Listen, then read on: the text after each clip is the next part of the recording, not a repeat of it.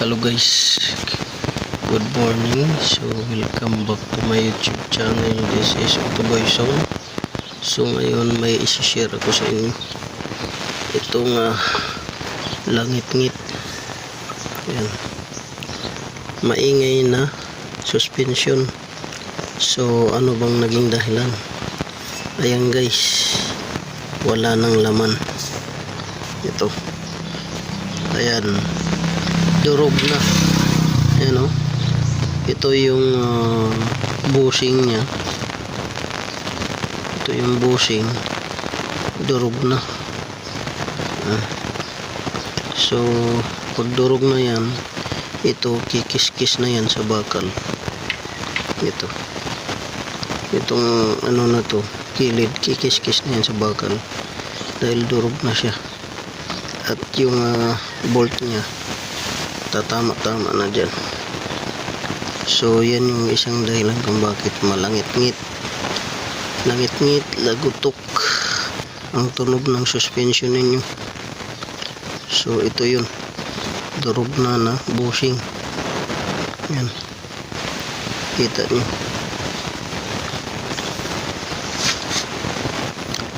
nyo, durog na. So original pa siguro nito, kaya ganito yung tsura, durog na durog. Dito pa yung kaputol. So dito naman, ayan. So dito okay pa yung sa gitna, pero yung gilid wala na, durog na. Pero pwede pa yan, basta yung sa gitna buo, yung tinga lang niya ang nadurog, pwede pa yan. Pero dito wala na talaga yan. So gagawin natin, lalagyan natin ng bushing. So ito, ginawa ko lang to. Ayan, tinurtihan ko ng guma na matibay doon sa kuan guys, matibay na guma, gulong ng bulldozer or loader. So ito yung ilalagay natin. Ayan, pasok yan.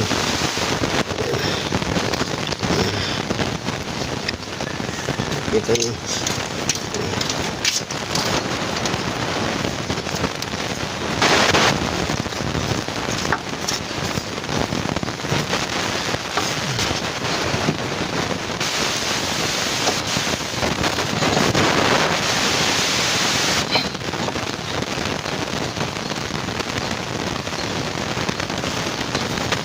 So yan, ikabit na natin dito yung bolt.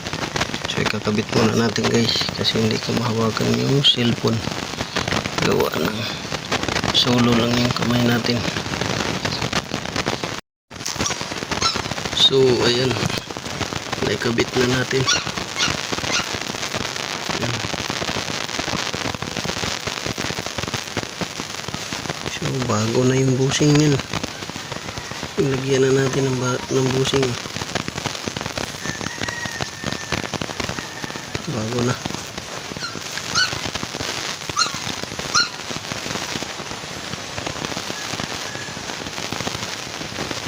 Dito sa kabila.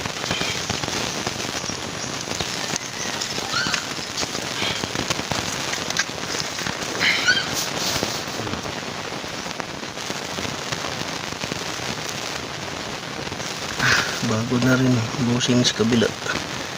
Dalawa to guys, left and right.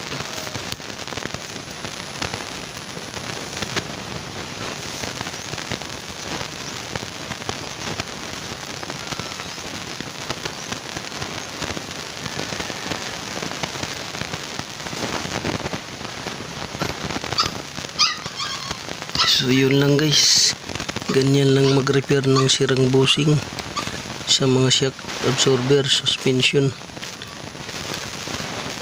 So this is Otoboy Song. Maraming salamat. God bless.